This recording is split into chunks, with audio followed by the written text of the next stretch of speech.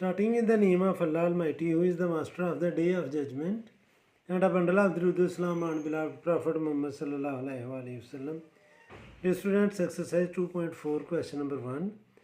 Without using calculator, evaluate the following. Our first part है students इसमें log 18 with the base of 2, log 18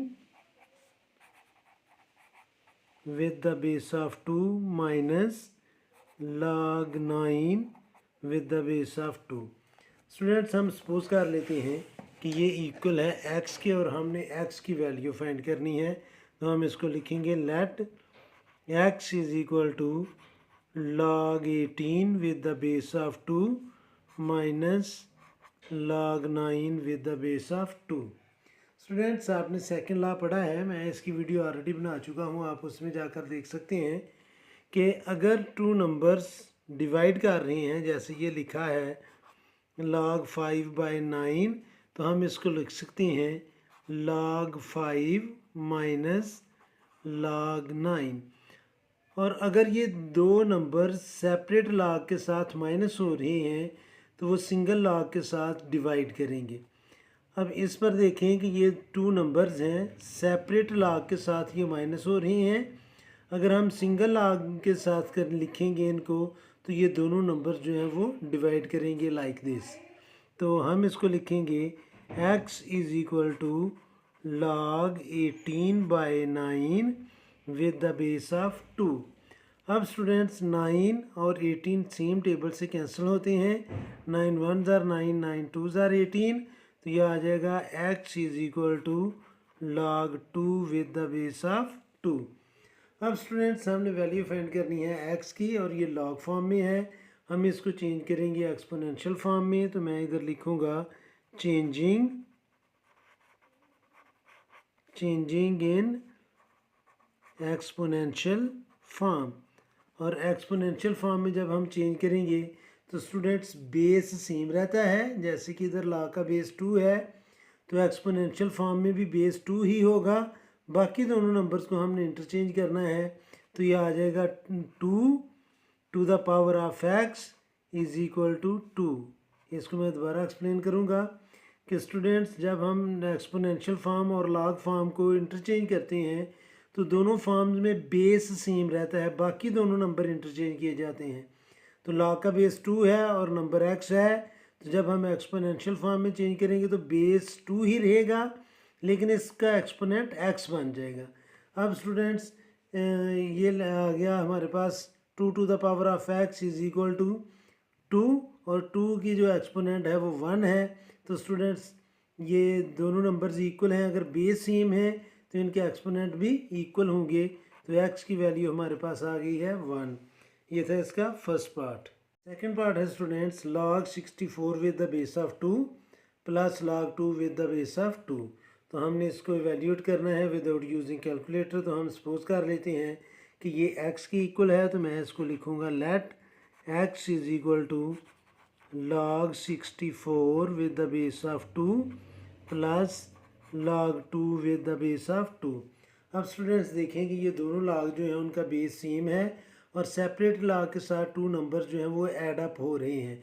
तो जो first law हमने पढ़ा था log का, उसमें स्टूडेंट्स ये था कि log a b with the base of c, तो ये इक्वल होगा log a with the base of c plus log b with the base of c. के सेपरेट log के साथ अगर टू नंबर्स ऐड हो रहे हैं तो सिंगल log के साथ वो मल्टीप्लाई होंगे.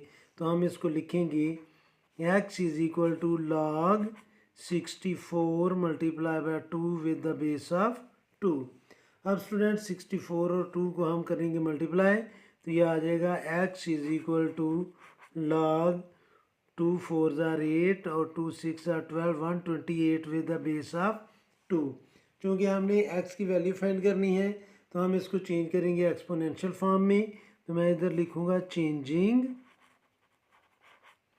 Changing in exponential form. तो एक्सपोनेंशियल फॉर्म में जब चेंज करेंगे तो स्टूडेंट्स इस चीज़ को आप बड़ी अच्छी तरह आप समझ चुके होंगे कि दोनों फॉर्म्स में बेस सेम रहता है. तो log का बेस है 2, तो एक्सपोनेंशियल फॉर्म में भी बेस 2 बनेगा और इन दोनों नंबर्स को इंटरचेंज करना है। लॉग का नंबर है 128 और बेस है 2। एक्सपोनेंशियल फॉर्म में स्टूडेंट्स बेस तो 2 ही रहेगा, लेकिन इसका एक्सपोनेंट बन जाएगा x और ये इक्वल होगा 128 के। अब स्टूडेंट्स 128 की आपने फैक्टराइजेशन करनी है और ये आएगा स्टूडेंट्स 2 6 ज़ार 12, 2 4 ज़ार 8, 2 3 ज़ार 6, 2 2 ज़ार 4, 2 1 ज़ार 2, 1 कैरी 2 6 ज़ार 12, 2 8 ज़ार 16, 2 4 ज़ार 8, 2 2 ज़ार 4 और 2 1 ज़ार 2, 1 2 3 4 5 6 और 7। तो 128 को हम लिख सकते हैं 2 टू द पावर ऑफ 7। अब स्टूडेंट्स देख लें बेस एक जैसे हैं और इक्वल हैं, तो इनके एक्सपोनेंट जो हैं वो भी इक्वल होंगे, तो x की वैल्यू आ जाएगी 7। ये था सेकंड पार्ट। अब हम सॉल्व करेंगे स्टूडेंट्स थर्ड पार्ट। और थर्ड पार्ट में जो नंबर्स गिवन हैं वो है 1/3 log 8 with the base of 3 minus log 18 with the base of 3। तो स्टूडेंट्स पहले स्टेप में हम इसे सपोज करेंगे कि ये x के इक्वल है, तो मैं इसको लिखूंगा let x is equal to 1/3 log 8 with the base of 3 minus log 18 with the base of 3। अब स्टूडेंट्स लॉज ऑफ एक्सपोनेंट में आपने पढ़ा था कि अगर कोई नंबर लॉग से पहले लिखा हुआ है तो वो लॉग के नंबर का एक्सपोनेंट बन जाएगा। तो इसको जब हम थर्ड लॉ अप्लाई करेंगे तो ये आ जाएगा students log 8 to the power of 1/3 with the base of 3 minus log 18 with the base of 3। अब स्टूडेंट्स 8 जो है ये आपको पता है कि ये होता है 2 क्यूब, तो हम 8 को लिख लेंगे 2 क्यूब। ये देखें, ये अगर आप इसको इतना इतना कंसिडर करें तो जब हम 8 की फैक्टराइजेशन करेंगे तो वो आएगा 2 क्यूब। तो हम इसको लिख लेंगे स्टूडेंट्स कि x is equal to log 2 cube whole power 1/3 with the base of 3 minus log 18 with the base of 3।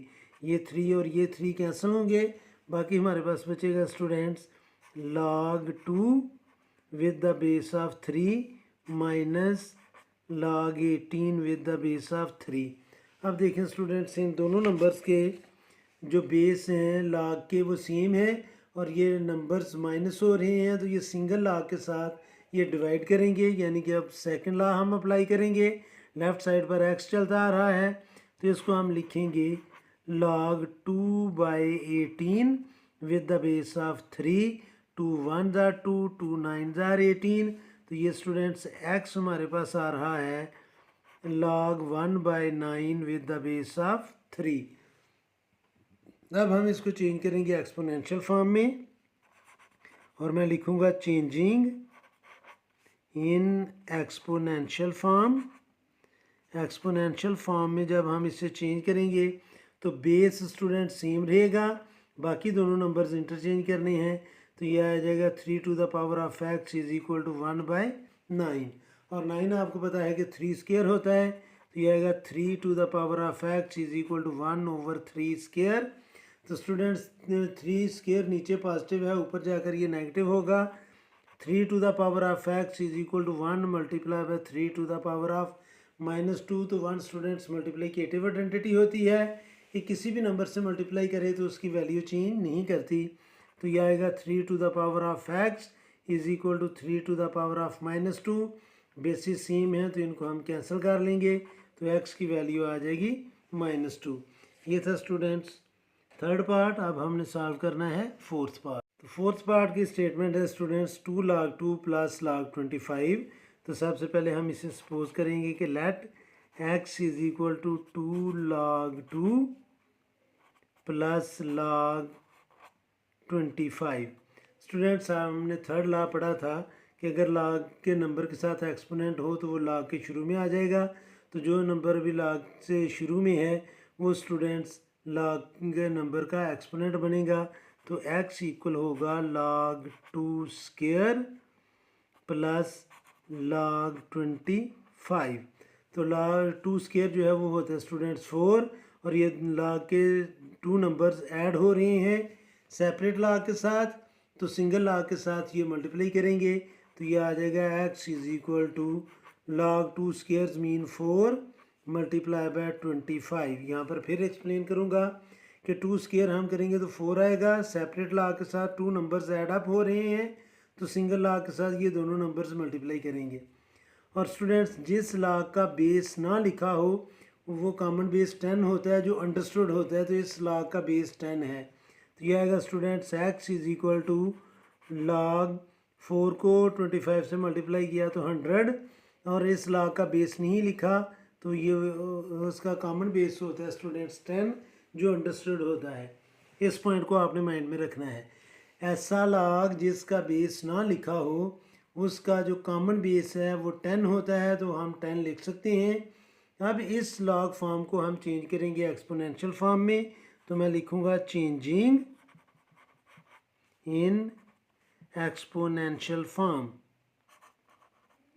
तो ये स्टूडेंट्स बेस वही रहेगा 10, बाकी दोनों नंबर इंटरचेंज करने हैं, तो ये आ जाएगा 10 to the power x is equal to 100, और 100 जो है वो स्टूडेंट्स होता है 10 स्क्वायर, तो हम इसको लिख लेंगे 10 to the power of x is equal to 10 to the power of 2। 100 को हमने कन्वर्ट कर लिया, बेसिस सेम है तो एक्सपोनेंट्स इक्वल होंगे, तो x की वैल्यू आ जाएगी 2। ये फोर्थ पार्ट था। अब स्टूडेंट्स हमने सॉल्व करना है fifth part. Students fifth part है 1/3 log 64 with the base of 4 plus 2 log 25 with the base of 5। तो हम इसको सपोज करेंगे कि ये x के इक्वल है, तो हम लिखेंगे let x is equal to 1/3 log 64 with the base of 4 plus 2 log 25 with the base of 5। तो स्टूडेंट्स इसमें हम पहले थर्ड लॉ अप्लाई करेंगे कि log से पहले जो नंबर लिखा हुआ है 1/3 वो इसका एक्सपोनेंट बनेगा, और ये जो सेकंड पार्ट है इसमें जो 25 है स्टूडेंट्स उसको हम लिख लेंगे 5 स्क्वायर, क्योंकि हम log का नंबर और बेस सेम करना चाह रहे हैं। तो मैं इसको लिखूँगा स्टूडेंट्स log 64 जो है स्टूडेंट्स वो होता है 4 क्यूब, तो हम इसको लिखेंगे 4 cube two the power of 1/3 with the base of 4 plus 2 log 25 को हम लिखेंगे 5 square with the base of 5। अब स्टूडेंट्स ये पावर की पावर हो तो फर्स्ट चैप्टर में आपने पढ़ा था कि वो कैंसिल होते हैं, तो ये आ जाएगा हमारे पास log 4 with the base of 4 plus log के नंबर के साथ जो पावर है वो log के शुरू में आ जाएगी, तो ये आएगा 2 multiply by 2 log 5 with the base of 5। अब स्टूडेंट्स हमने यहाँ पर अप्लाई करना है फोर्थ लॉ, जिसको हम बेस लॉ भी कहते हैं, कि लॉ का नंबर और बेस सेम लॉ बेस के साथ हम मल्टीप्लाई और डिवाइड में कन्वर्ट कर सकते हैं। तो हम इसको लिखेंगे स्टूडेंट्स log 4 बाय log 4, और बेस हमने इसका ले लिया है कॉमन 10 प्लस 2 2s are 4, और इसको भी हम लिखेंगे log 5 ओवर log 5। ये कैसे फोर्थ लॉ स्टूडेंट्स आपने पढ़ा था कि log a with the base of b ये इक्वल होता है students log a with the base of c over log b with the base of c। Students ये आपने फोर्थ लॉ पढ़ा था कि log का नंबर और बेस सेम बेस के साथ न्यूमरेटर और डिनोमिनेटर सेपरेट log के साथ हम कन्वर्ट कर सकते हैं। ये फोर्थ लॉ आपने पढ़ा था।